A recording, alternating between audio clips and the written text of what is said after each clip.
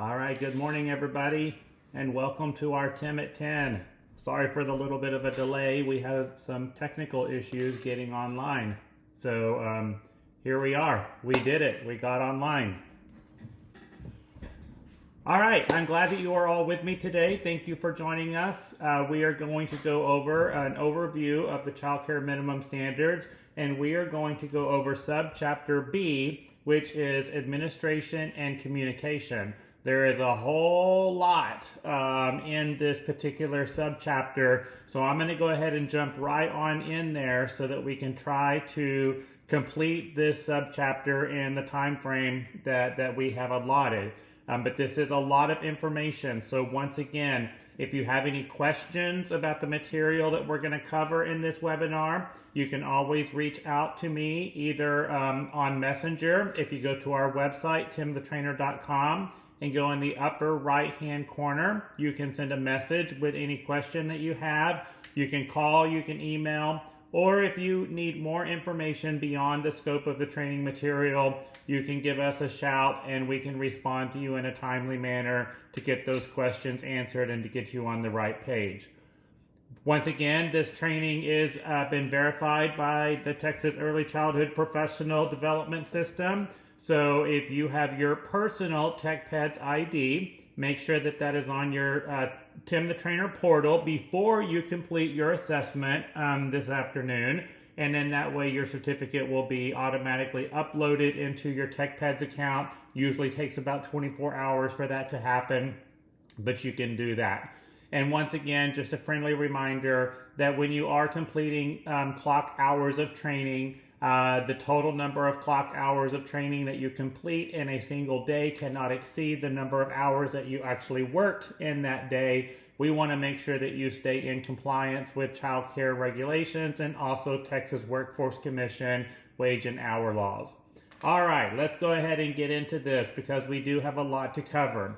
If you do have a copy of the Child Care Minimum Standards handy, that would be helpful, but not necessary because I'm going to have everything up on the screen for you to be able to follow along.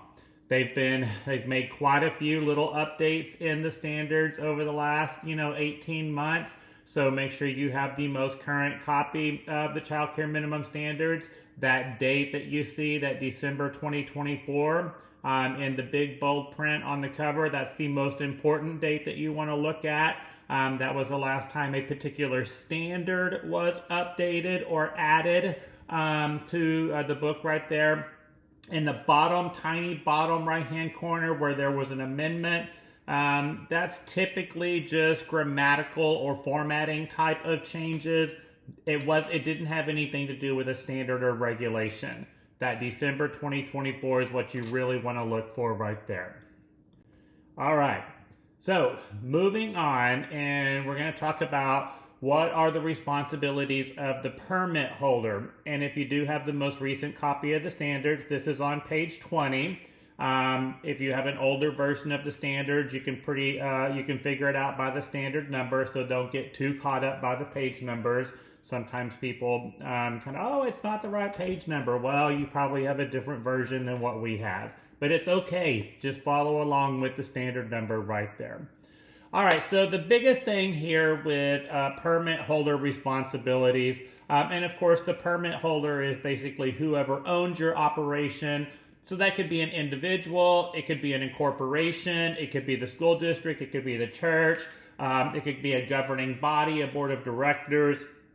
Whatever it is in your particular situation, it's the ownership of the operation. So the responsibilities of the permit holder are to make these things happen.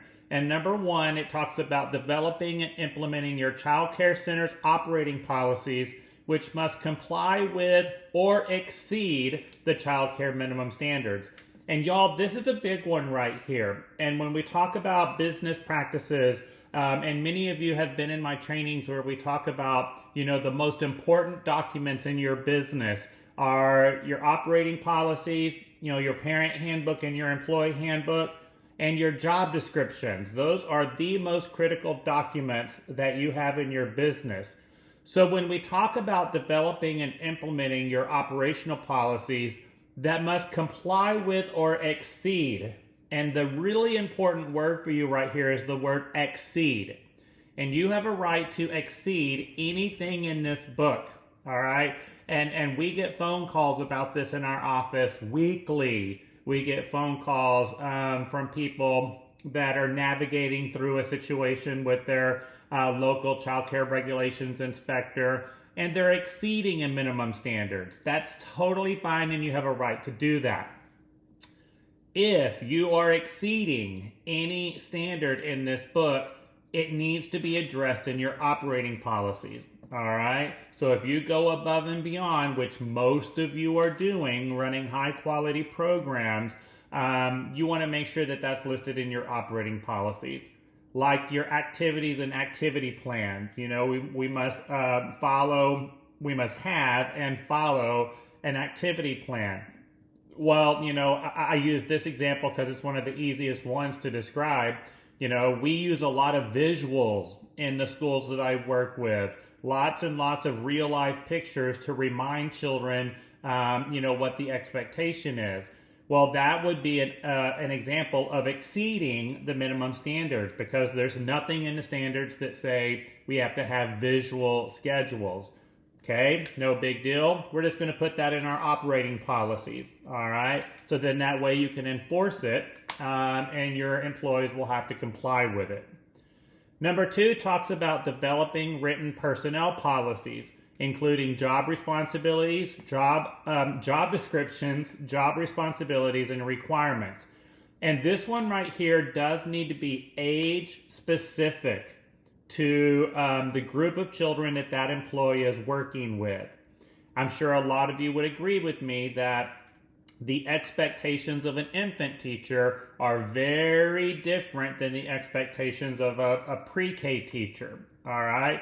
So even if you do have like a generic job description that is like lead teacher job description, assistant teacher job description, you need to also have, you know, job responsibilities and requirements that match the age group that that person has been assigned to.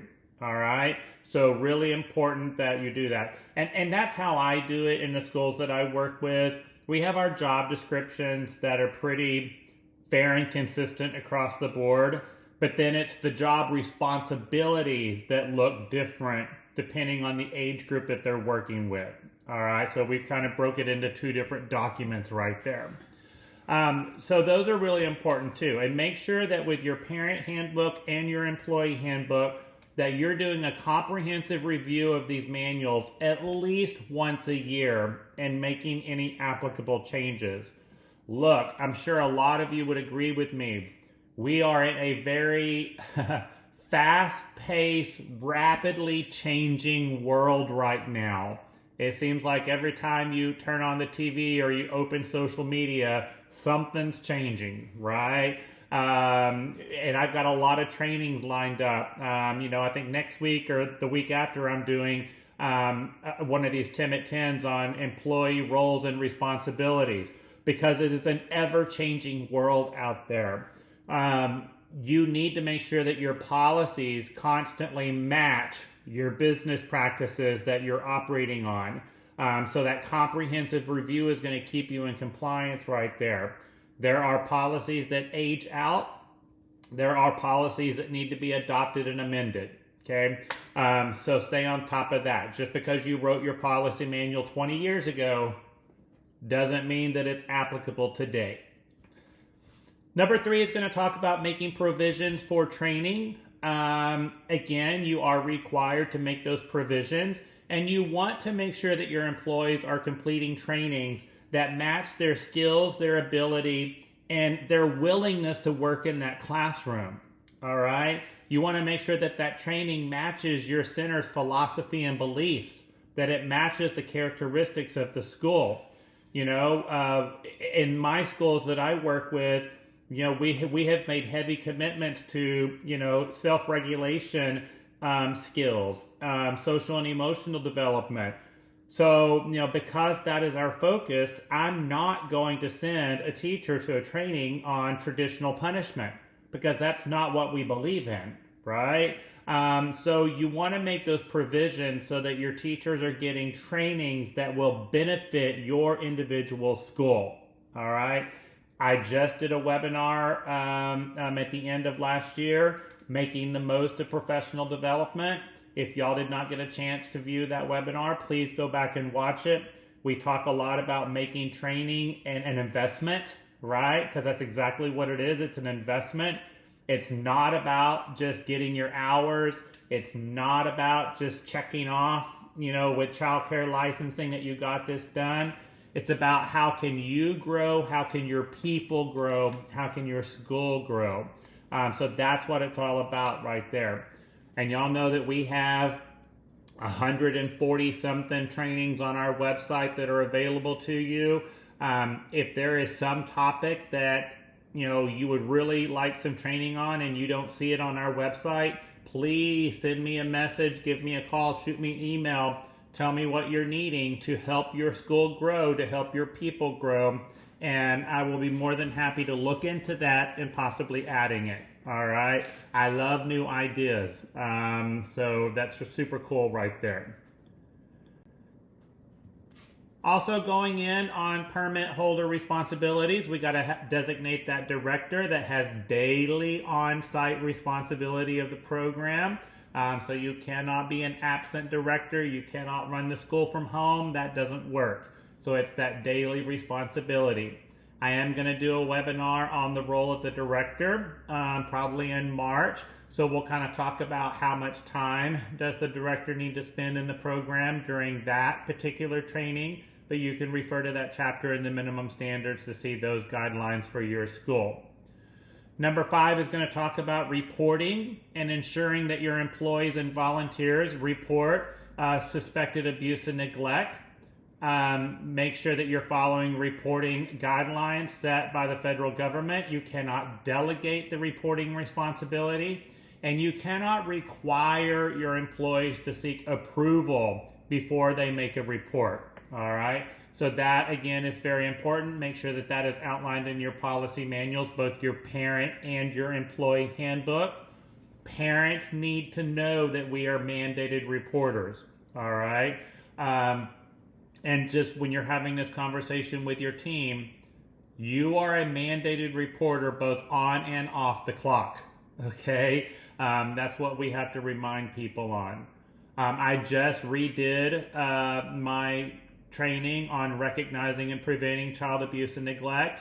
So if you haven't watched that newer video, check that out. I think it's a good video, but I really kind of put the focus not so much on the child being abused or neglected at home, but what could actually happen in our licensed programs, and how do we protect the children and keep them from being abused in our own classrooms, because that's where it's most likely to happen right now.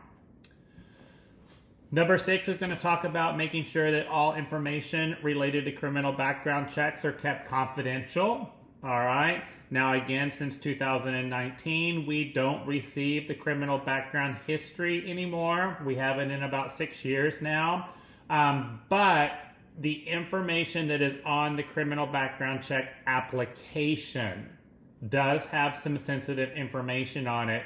So it's not just your eligibility letter that needs to be kept confidential. It's that criminal background check application also needs to be kept confidential. There's some very, very sensitive information on that. All right. So make sure you're keeping that in your confidential folder as well. Parents have the right to visit your program during operating hours to observe their child, the program activities, the buildings and the grounds without prior permission. Now, the biggest thing on number 7 is that parents have a right to visit your program to observe their child. They don't have a right to come in and observe other people's children. All right? So if you notice that a parent is coming into your program and they're observing other children, you need to intervene. And your employees need to be coached on this too. Definitely a parent cannot discipline or approach other children. I can tell you about tons of lawsuits that I have seen in regards to this. where parents are assaulting other children in the classroom, your teachers need to feel confident and comfortable enough that if a parent is approaching another child, that they intervene, okay? Or they report it to the center director immediately and you intervene, okay? But number 7 specifically is talking about they have a right to come in to observe their child, all right? Number 8 is going to talk about complying with insurance requirements. We'll talk about that here in just a little bit. This is probably one of the toughest things that we're dealing with right now in our industry. So we'll have a whole separate conversation for that one right there. Make sure that we're following the Texas Administrative Code. So if you're not familiar with the Texas Administrative Code, you can find this booklet on Child Care Regulations website. Make sure you download it, review it, be familiar with it. The Child Care Minimum Standards is not the only book that you need to follow. You need to also be familiar with the Texas Administrative Code. All right. If you have any complaints or violations with the Department of Justice in regards to the Americans with Disability Act, then that is, you have to report that. So make sure that you're following that as well. I'm actually doing a training this Saturday on supporting children with special care needs. So hopefully you'll have that on your calendar. It will be recorded if you're not able to make it, but we'll talk a little bit about the Americans with Disability Act in that training. I also have another webinar that is on my website right now that is an overview of the Americans with Disability Act. If you go to my website, timthetrainer.com, and go to documents, I also have a document that you can download that is frequently asked questions about the Americans with Disability Act and child care. So again, lots of information to keep you in compliance, making sure that you're doing the right thing right there. And number 11 is going to talk about making sure that the total number of children in care plus the total number of children on a field trip does not exceed your license capacity. Y'all, that should be common sense, but allegedly some people are trying to do this. So make sure that you're staying within that capacity right there. All right, and those of you that have participated in our 5-day director credential course, we go into a lot more detail with these requirements for administration and communication. We're just doing an overview of it today, but if you really want to get deep into these expectations and how to stay in compliance, check out our 5-day credentialing class. Even if you don't need your director's credential, it's still a really good course for you to take. But we definitely take a deeper dive into a lot of this stuff in that 5-day class than what we're doing here in this video today. All right, liability insurance requirements. Everyone take a deep breath, all right? Take a deep breath. I know this is hard.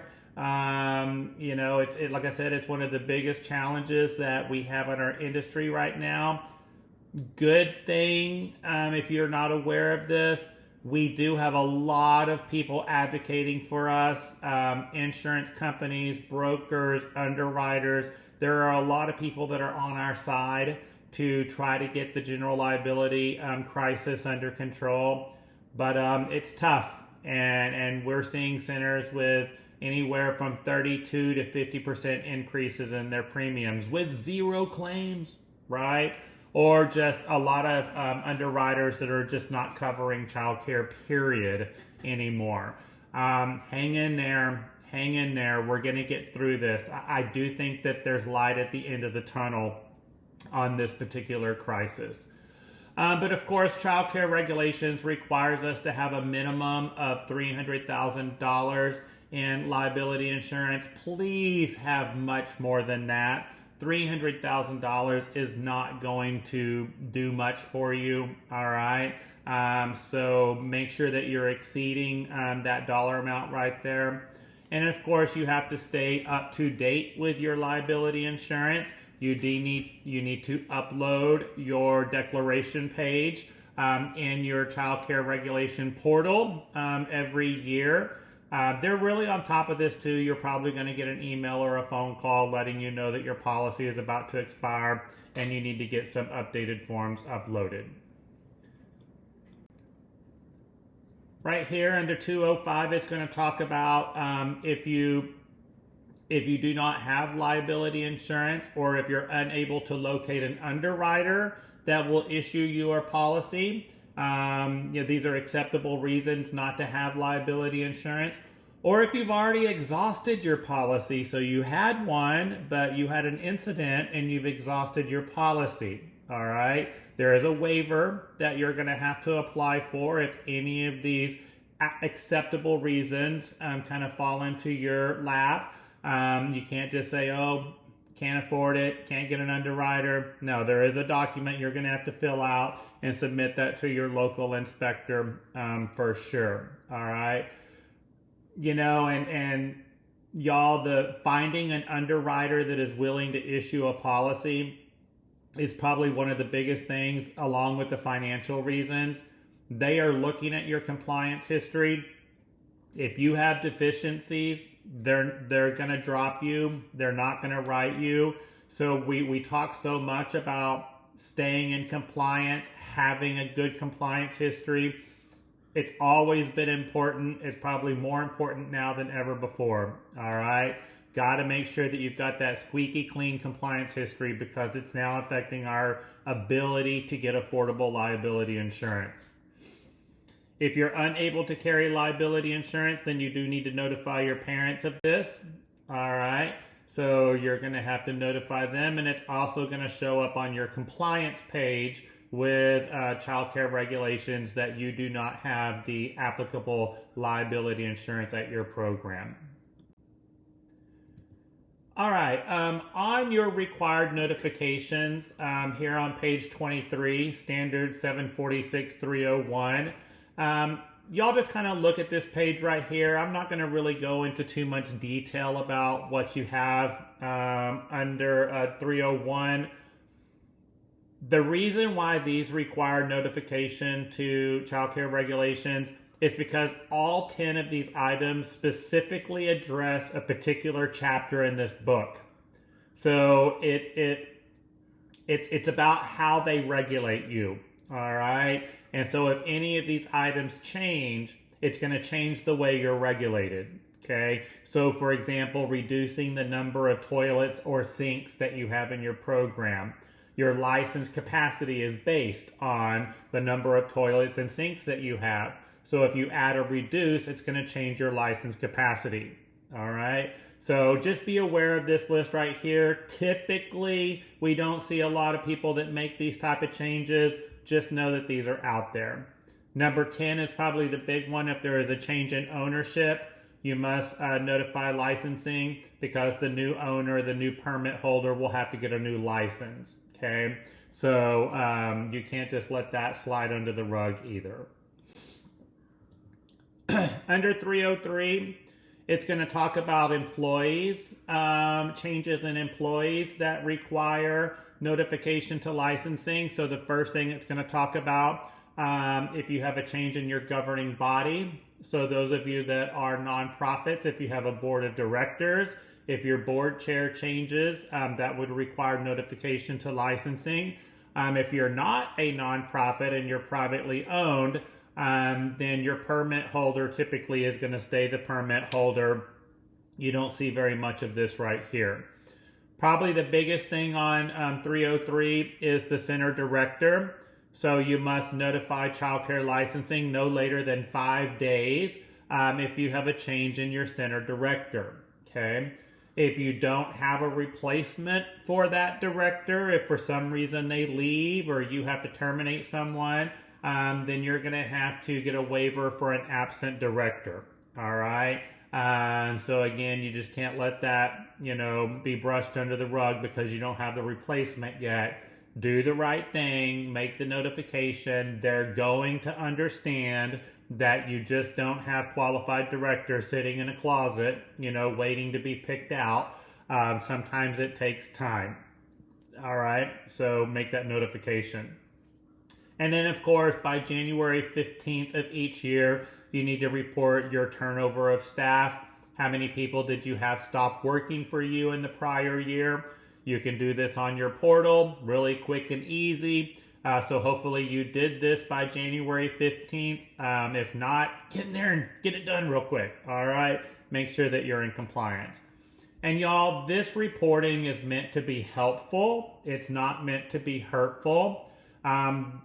This is so that they can track our turnover rates, and then Texas Workforce Commission can try to support us with retention and reducing turnover. There is an initiative behind this. So I know it's frustrating and it does go on your compliance page. Just know that this was meant to be helpful. It was a piece of legislation that was passed by our lawmakers. Again, don't yell at your licensing rep. It wasn't them that did this. It was the lawmakers that you voted into office that put this out there, okay? All right, this is probably the big page right here. Other notifications that require, other situations that require notification to licensing. So you must notify licensing as soon as possible, but no later than 2 days. If you have a situation where your center becomes unsafe or unsanitary for a child, probably the most common situation here is severe weather. If you have a significant event with weather and it damages your building, that would require notification to licensing. Number 2, we'll take a deep breath on this one, all right? Entry to a child in your care that requires medical treatment by a healthcare professional or hospitalization, all right? And the big word right here is treatment, all right? If a parent just takes the child to the doctor and the child is examined by the doctor, all right, but there was no treatment, then you technically don't have to report that. But what I would recommend in that situation, if you have a child that goes and they are examined by a healthcare professional and no treatment is given, I would get something in writing, okay, from the healthcare professional saying no treatment was administered. So that way, if licensing were to come back and say, hey, you should have reported this, you're going to have some supporting documentation. I don't have this on the screen, but I want to just tell you about this. On page 26 in the current copy of the Childcare Minimum Standards, in the technical assistance box that is behind Standard 305, the second bullet point says, regarding paragraph A2, this notification does not apply to an injury for which a healthcare professional only evaluates a child as a precaution. All right? So y'all, it's right here in writing. It does go on to say, however, if the operation later learns the injury is more serious than initially diagnosed and requires medical treatment, the operation must report the incident to child care regulations upon learning of the change in the child's status. This is golden right here, y'all. Super golden. So especially if you do have a licensing inspector that wants to try to cite you for failure to report, you're going to need to go back and fall on this right here. So again, this is on page 26 in the Childcare Minimum Standards. It's in the technical assistance box right behind 305. That second bullet point, I would print this, frame it, laminate it, whatever. No, I'm just kidding. But I wanted y'all to know that that is there because that's pretty big. All right. Kind of going on, if you become aware that an employee or a child in your center has a reportable illness, not only must you report that to the health department, but you also have to report that to licensing. It's kind of hard to find this list of reportable illnesses nowadays. It used to be in the back of the book. Now it's not.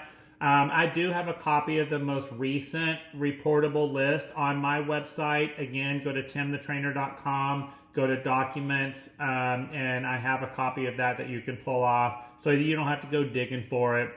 It's right there.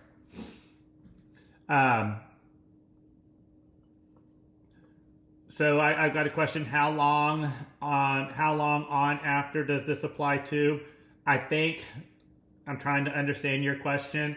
No later than 2 days after the accident or incident is when it needs to be reported, or as soon as you find out that the accident or incident is more serious than originally reported to you. All right, you're going to make that report right there. If you have a person that you've done a criminal background check on and that person is arrested or convicted of a crime, then you must report that to child care licensing. They're probably going to notify you before the employee tells you, but you do need to make that notification. Make sure that you put this in your policy manual. All right, very important right here. It needs to be in your employee handbook that if an employee is arrested, they must immediately notify the center director because you have to notify licensing of this. Okay, make sure it's in your handbook. I've seen several unemployment claims where the business lost the unemployment claim because they did not have this in their handbook. All right, so make sure it's in your handbook right there. If you have a situation where a child is placed at risk, such as forgetting a child in a vehicle, leaving a child unsupervised on the playground, leaving a child alone in a classroom, or a child wandering away from your program. Oh, not good. Not good. Social media nightmare. All right. We don't want any of these things to happen, but, y'all have heard me say this before. Bad things happen to good people. Just have a good plan in place on how you're going to address this and how you're going to handle it. Prevention is the best course of action. We want to do everything possible to prevent a child from being placed at risk, but when it does happen, also have a plan ready. Okay? And again, we go into big detail on this and a lot of other trainings. I could probably spend 2 hours just on that particular topic right there. Okay? I've got a training coming up on employee supervision. Actually, I just posted it last week. We just did a training on employee supervision. Sorry. So if you haven't had a chance to watch that, go back and watch it. But it's really going to talk about this keeping children safe and avoiding those risks. If you have a change in your controlling persons, and a controlling person is anyone with decision-making authority, so that could be an owner, it could be the owner's spouse, it could be the director, it could be like a district manager type person, it could be board of directors for a nonprofit. These are all people with decision-making authority, so that is a controlling person. If you have a change in your controlling person that requires notification to licensing, you can do this again online on your portal. Really quick and easy to update that. Again, all of these items have to be reported to licensing no later than 2 days. If a child dies in your program, you do not have 2 days to report that. That has to be reported immediately. Okay. If a child that is in your care, if they pass away while they're in your care. All right. All right. We talk about emergency or medical situations that you have to notify parents. All right, so very similar list between notification to licensing versus notification to parent. Again, if you have a situation with allegation of abuse, okay, then that parent needs to be notified immediately. Again, if the child has been placed at risk, if the child has been injured and the injury requires treatment by a healthcare professional, and if the child shows signs and symptoms of an illness. All right. Now, this is where when we go over to the health chapter, health practices, on your illness exclusion policy, I would cut and paste straight out of the minimum standards. This is not one that I would recommend exceeding on when we talk about illness exclusion. That way, if a parent is pushing back on you and they're arguing with you about their child being excluded from care, y'all just pull out the minimum standards and say, hey, it's not my rule, it's child care licensing, all right? Now, if you exceed, you're not going to be able to do that, All right, so that's why we like to do it right there. I have a training also coming up next Monday. I think I said with special care needs, I was doing that Saturday. That's not true. It's Monday that I'm doing it. Also next Monday, I'm doing minimum standards for caregivers, and we're going to do a comprehensive review of the health chapter in that particular training coming up next Monday. All right. If you have a generic unassigned EpiPen at your facility, this is not a requirement, it's optional, but you can choose to have an unassigned generic EpiPen to be used in the event of an emergency when a child goes into shock. If that happens and you administer an EpiPen, then obviously the parent needs to be immediately notified of that. Okay? And again, if your building becomes unsafe or unsanitary for a child, again, that requires notification to the parent. Over on the next, whoops, I went backwards.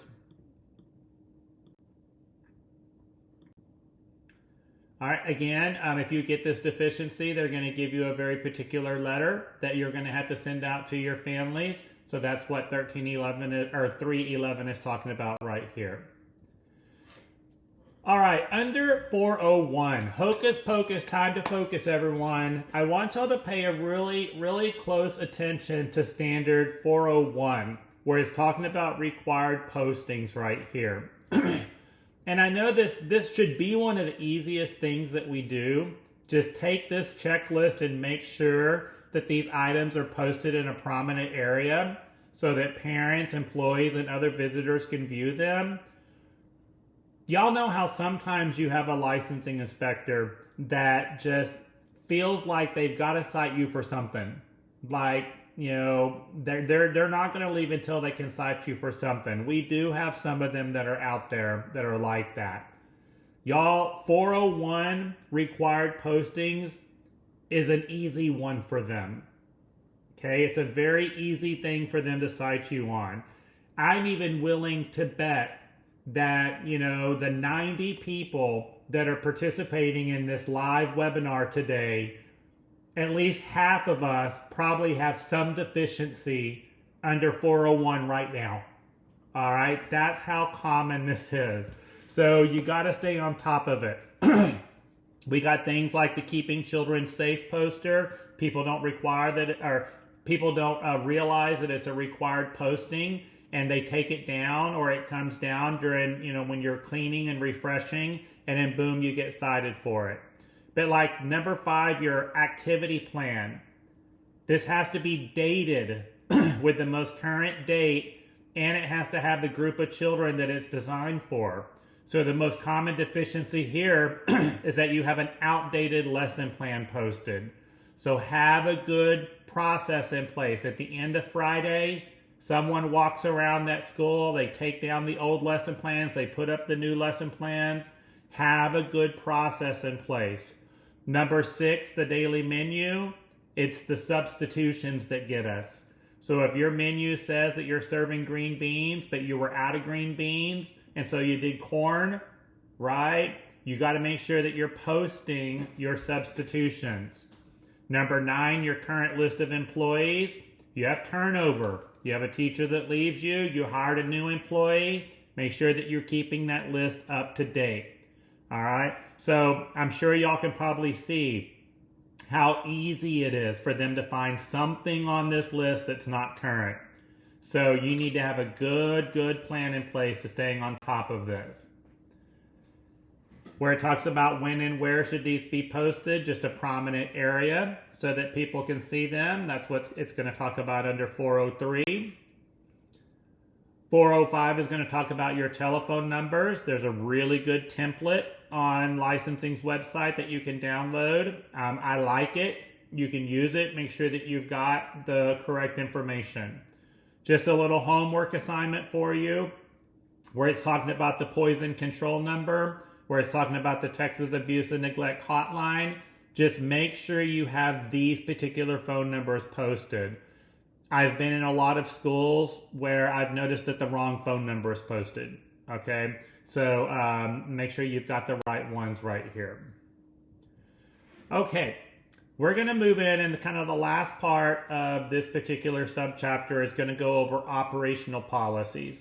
And I almost, whenever I was planning this today, I almost carved out operating policies to be a training in itself. So I'm just going to touch on a few things right here that I feel are really important for you to look at, especially with current trends that are happening.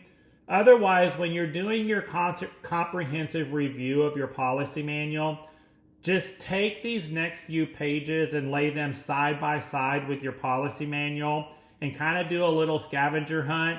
Go through your policy manual, make sure that you've got all of these policies. And I like to have some type of indicator in my policy manual that says this is a required policy from childcare licensing. So your parents know, your employees know, it's not you just making this stuff up. This is something that's required, all right?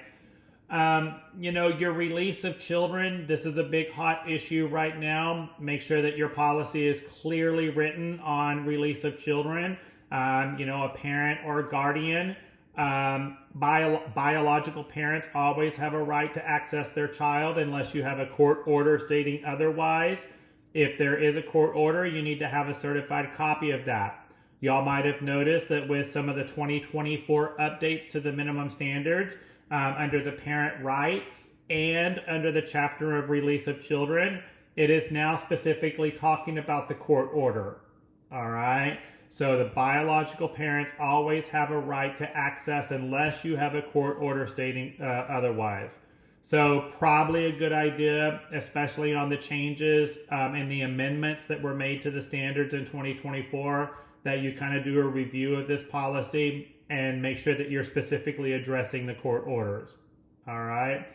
Like I said on number 3, your illness and exclusion criteria, I would just cut and paste straight from the minimum standards and make sure you put a time frame on this.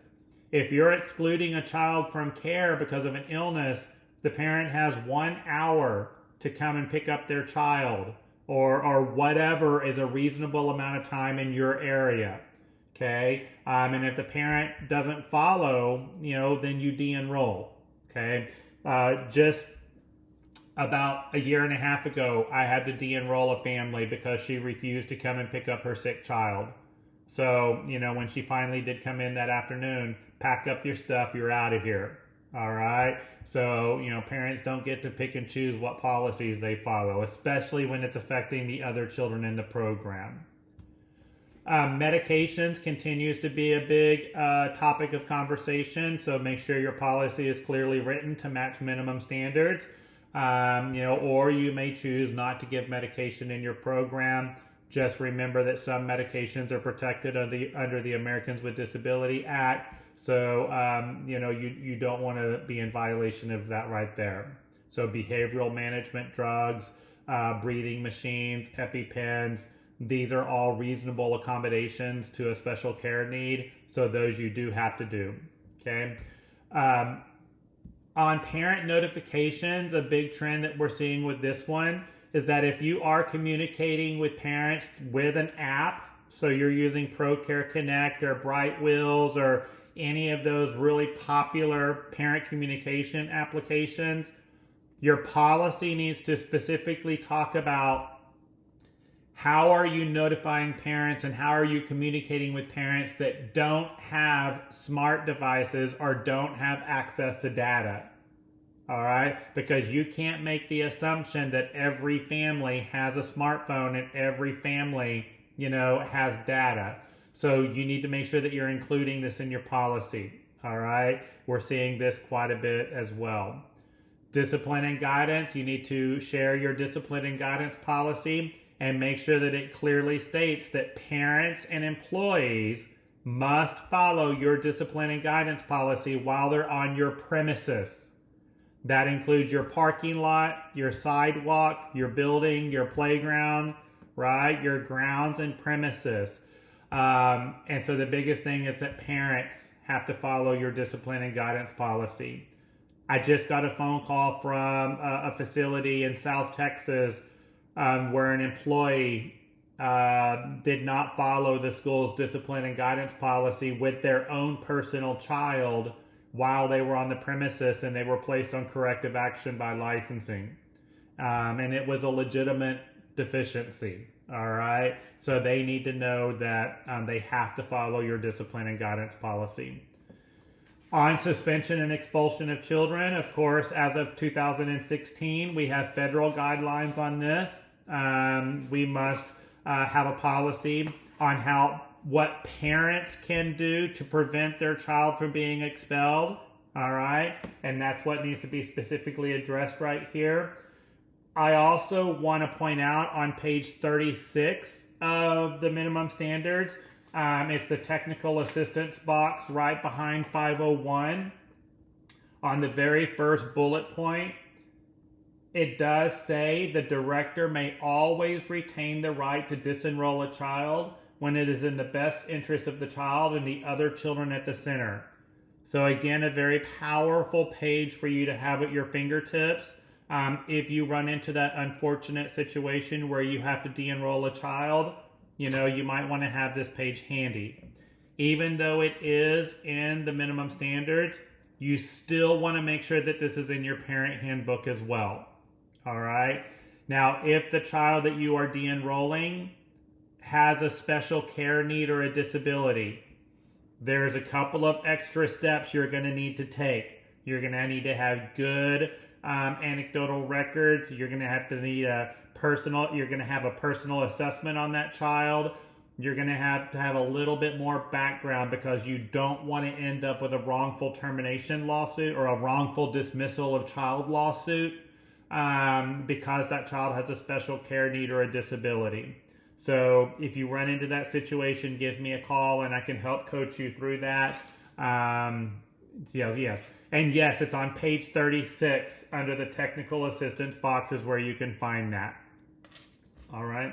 But that's important. And again, my training that I'm doing next Monday on supporting children with special care needs, we're going to go into this a lot more detailed as well. Again, it's going to talk about safe sleep practices. Again, cut and paste this straight from the minimum standards. That's pretty easy. On number 10, where it talks about meals and food service, for those of you that are not preparing food at your facility, so if you require the parents to send in lunches and snacks, that needs to be outlined in your policy manual. But right here, it's very important for y'all that you include, if the parent is sending in the meal, the center is not responsible for the nutritional components for that child. That needs to be specifically stated in your policy manual.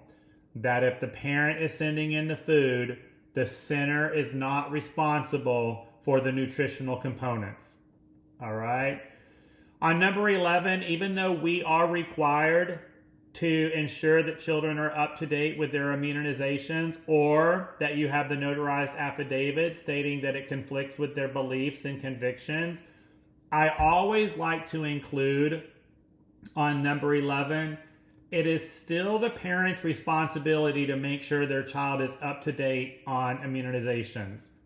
I've seen so many situations where we've had to give a parent a notice and say, hey, your child is about to be past due for a booster. You have until next Friday to get this done, or we're going to have to suspend care.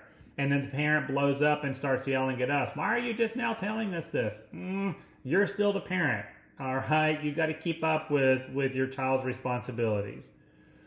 Your vision and hearing screening requirements for your pre-kindergarten age children has to be done by June of each year, and that is also uploaded into your childcare regulations portal. So however you choose to do that, whether you bring in an outside agency, you have parents get it done and bring you documentation, or you can become certified to do vision and hearing screening and purchase the equipment. That's what I've done. Whatever it takes to make sure this is done for your pre-kindergarten age children. You've got all your if applicables are right here, so have these policies written accordingly. Probably number 18, your promotion of indoor and outdoor physical activity needs to be included in there. Again, if you go to my website, timthetrainer.com, we have a sample policy for you. So if you want to pull that sample policy and match it to what you have, you're more than welcome to do so. And as you can see, there's quite a bit that needs to be included in your policy on the promotion of indoor and outdoor physical activity. I love it because E as in elephant talks about the recommended clothing or footwear. When this was added, this was like a little celebration because, we've always kind of struggled with children's dress code, but we really had nothing to back us up on it. And now we do. All right. So, yay, that was a win. Kind of going on, you've got your procedures to apply insect repellent and sunscreen. The parent's rights. I've been getting this question a lot here lately. Do I have to have the parent sign that particular sheet of paper on parent rights, or can you include it in your policy manual? Yes, you can just include this right here in your policy manual. That is fine. All right. Have your procedures for parents to discuss questions and concerns with the director. Here, I'm also going to refer to Parent Code of Conduct. Okay. If a parent does have a complaint or a concern, it has to be handled in a professional manner. Okay. It has to be handled in a professional manner. And of course, let them know how they can contact licensing, how they can review your compliance history, all of that good stuff. It goes on, making sure that you've got that comfortable spot for someone to pump or breastfeed. We want to make sure we're in compliance with the Pregnancy Discrimination Act. Make sure you've got your policies addressing child abuse and neglect, letting everyone know that your employees get annual training on this, and have those particular resources available accordingly. Procedures for conducting health checks. I think we've all learned that that is really important. And then your vaccine preventable disease guidelines. Once you do an assessment of your program, what do you want those vaccine preventable disease policies to look like? You can put that in your policy as well. Here under 29, it's going to talk about that unassigned generic EpiPen that you can have in your program. If you choose to have this, you can write your policy according. What I've done in most of the schools that I've worked with is our policy says we do not have an unassigned generic EpiPen that can be used in the event that someone goes into shock. Talking to my friends that are in the insurance world, the insurance companies are not happy about this one, so be careful. I got a question about if you have a child that is on a schedule, a different schedule to receive immunizations, either because the child is behind or the child has a medical condition that has delayed their immunization schedule. That is fine. You're going to get documentation from the healthcare professional, and you're going to have that on file, and that is totally acceptable. So that's a really good question. Thank you. All right. 30 is going to talk about your policy for supporting inclusive services for children. This is one of the newer things that were added to the book. Again, under the Americans with Disability Act, children have to have a right to receive inclusive services. So you want to have your policy written accordingly. Once again, if you go to my website, timthetrainer.com, and you go to documents, we have a sample policy on supporting inclusive services. You're more than happy to go take a look at that. You can cut and paste it. You can use it. But we've kind of given you a little help out right there too. Make sure that you provide parents with a copy of your operating policies. Make sure that they sign it. If you make any amendments to your operating policies, make sure you get a new signature at that time. All right, one last thing that we need to go over, and I know that we're going past our 1 hour, so just give me about another 10 minutes, and we'll be done right here. But the parent rights, all right, so take a deep breath. We can handle this, all right? It's not as big of a deal as people are making it. Most of the stuff that is listed under parents' rights have always been in the standards. They just look a little bit different now, okay? So under the parent rights, and this came from a piece of legislation, all right? So again, if you disagree with this, don't be mad at licensing. Be mad at the lawmakers that you elected into office, because that's where this came from. Again, they have a right to enter and examine your program during operating hours without advance notice. We already talked about that with permit holder responsibilities. They have a right to file a complaint against your program. This has always been the case. They have a right to review your publicly accessible records. So any record that is made public, they have a right to review or access. If it's not a publicly accessible record, then they don't have a right, okay? If they can go on the internet and find the record, then that's what they have a right to look at. It's kind of the best way to describe it, okay? Any written records concerning that particular child. So again, when you look at record keeping, they've always had a right to access their child's file. They have a right to access. They don't have a right to take. So that's the key part right there. Again, your compliance history, they've always had a right to see that right there. And then number 6 is a big one. Have your center comply with a valid court order signed by a judge that prevents another parent from visiting or removing that child. So this is what I was talking about with release of children, okay? Biological parents always have a right to access their child unless you have a court order stating otherwise, okay? And you're going to get a copy of that, a certified copy of that court order, and you're going to follow it exactly as written.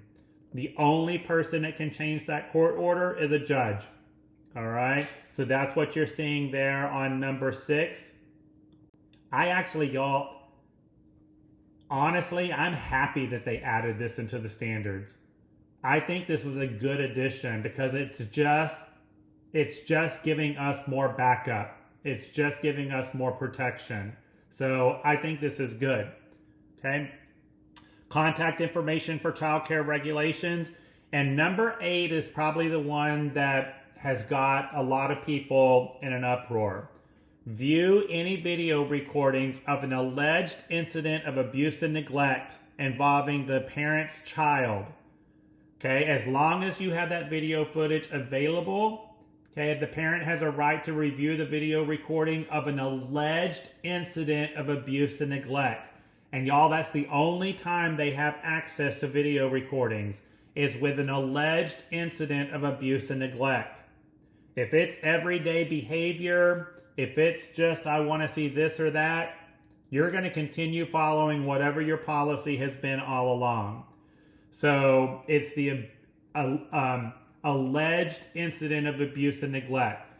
Now look, I know that most video recordings, your DVRs only hold data for about 7 to 10 days. So once it's gone, and you can't get in trouble for that. All right. So kind of keep that in mind too. And that's where it's saying if the video recording is available. Parents are not allowed to retain any portion of the video that has other people's children in it. All right.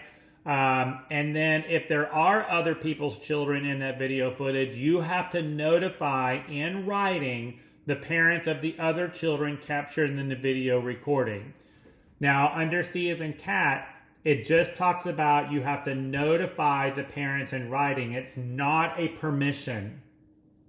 It's not you have to get permission from the other parents. You just have to notify the other parents that you're showing this video footage. All right.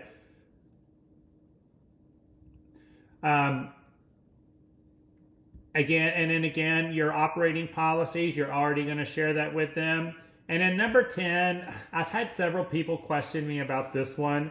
They can request that you provide, your staff training records, your in-house training curriculum.